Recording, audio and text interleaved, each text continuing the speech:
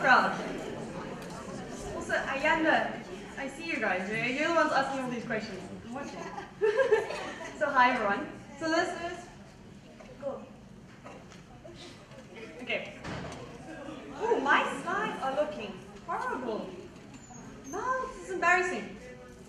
No, but even no, it's probably because you guys are having fun. Sorry, iPad. Okay, just pretend it looks really, really amazing. Okay. So this is my rockstar moment, and this is the moment where I'm supposed to be telling you guys these amazing things.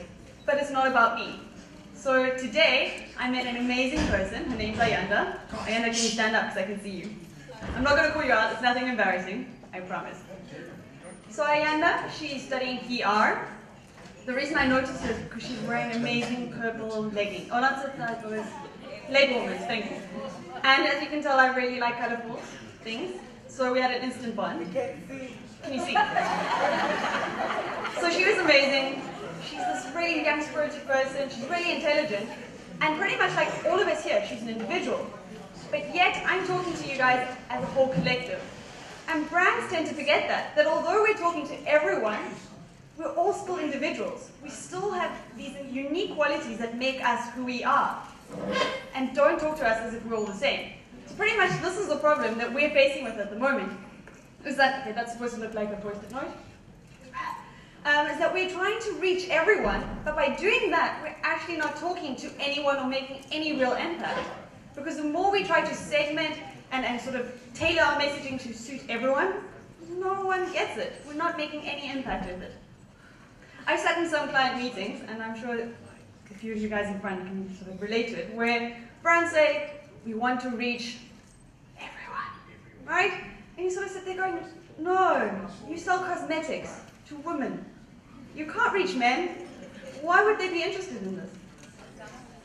Some men are granted, but not your core audience. So why do you want to still talk to them? So I'm leaving you guys with the challenge. I want to make sure that we, as the next forthcoming marketers and communicators, take it upon ourselves to realize that we're still individuals. It's a challenge that we need to make sure that we don't fall into the same pitfalls as those that have gone before us. It's not easy, but there is a solution. So there's something called vanilla ice cream.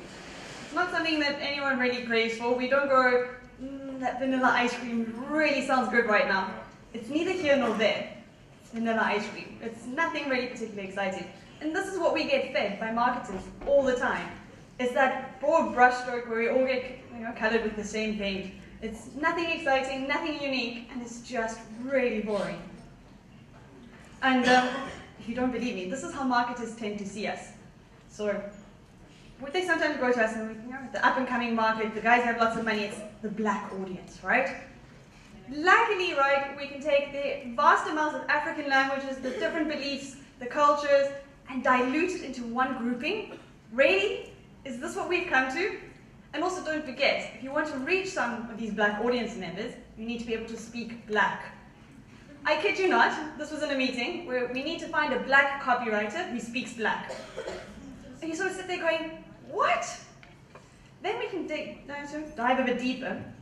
And if washing powder ads are anything to go by, young black boys only get dirty while playing football outside.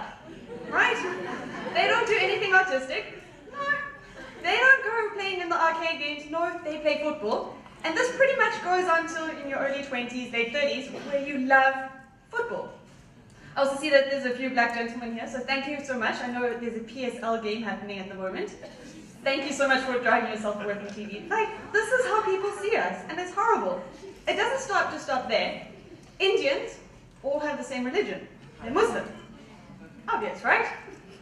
White women in their 20s all want to, learn how to flirt and pick up that boy in a bar. Or the top 10 tips to the best orgasm. Obvious, right? No. I don't walk up to someone in a club or anywhere when I just meet them and shake my hand and say, hi, I'm Caucasian, between the age of 25 and 30, live in an urban area, part of this LSM, earn this much, read print, online, and sometimes radio. No. The things we least define ourselves by are the things marketers define us by. Seriously, there's this huge disconnect. It just perplexes me all the time.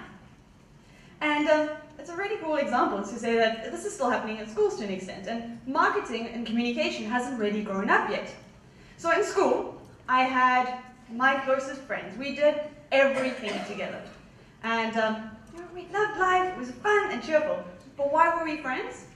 It comes down to us spending a lot of time together, pretty much 8 hours a day. That's excluding extramural activities. Our parents were probably friends. We lived close to each other. We were friends of circumstance. When school finished, a fundamental shift happened. Not obvious, but a shift nonetheless. What was it? I made friends with people who had the same interests as me, the same hobbies, the same lifestyle things that I wanted to get, the same goals. We became friends. And my school friends kind of drifted away. And I'm sure that you guys are kind of experiencing something similar at the moment. And that happens. It comes down to the fact that, again, these demographics and segments aren't a strong enough bond. The bonds that we form are the ones, based on the likes, who we are. So I'm trying to say that marketing is still, very much an adolescent. Marketing and communication, we're still in school. This is up to us, all of us here, to make sure that we take the messaging and communication to that next level, to form these real bonds. Also, I remember my school books, when it says, spray and pray, and I'm sure that, in PR you hear that sometimes still. It's the whole spray and pray approach, how it's not really good. But yet we still do it. And people forget that even now in this entire room, you're all listening to me speak and all the speakers before us. You're experiencing it and listening to it with your own ears, making sense of it of your own experiences. No one else can do that for you. And pretty much Kate mentioned it with your imagination of self. Pretty much this is happening. And you can't ignore it. I say the word dog, and I bet you everyone here will think of something completely different. It could be your first pet. It could be your neighbor's dog who doesn't stop barking. It could be the dog that you read about in those spot books when you were a kid. It all makes sense of this completely different thing. So how can we make sure that everyone of our target audience can make sense of an entire message the way we wanted to or intended to do? We can't even agree on the word dog. So how's this even possible? Then, this looked better on my slide, I apologize. Then we also get told to talk to the lowest common denominator, the LCD, right? Because you don't want to alienate anyone. I have a problem with the word LCD. Just, what it stands for. Firstly, I don't want to talk to the most lowest person in my target audience.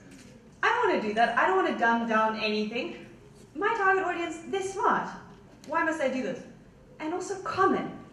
Who wants to talk to the most average person? We're all fantastic individuals. Why not embrace it? Why do I want to talk to the most average? It's sort of, we as the communicators have taken a step back and just sort of, become a bit lazy. We need to find our one. For me, today, it's Ayanda. I am talking to her, and I want to make sure that she gets my message. Because she understands me, I've connected with her.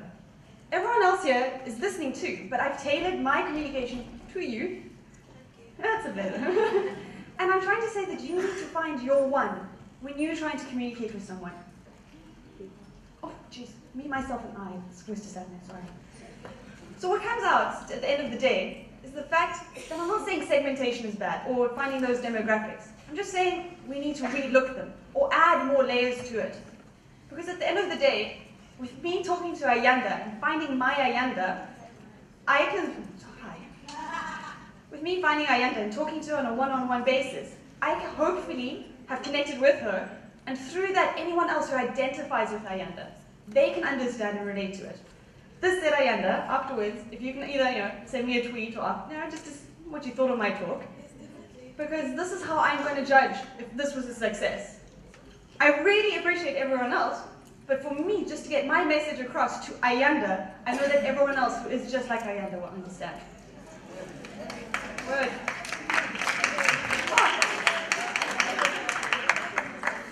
So I leave you with this one thing again. Do you accept this challenge? Do you accept to not fall for these things that marketers and communicators before us have?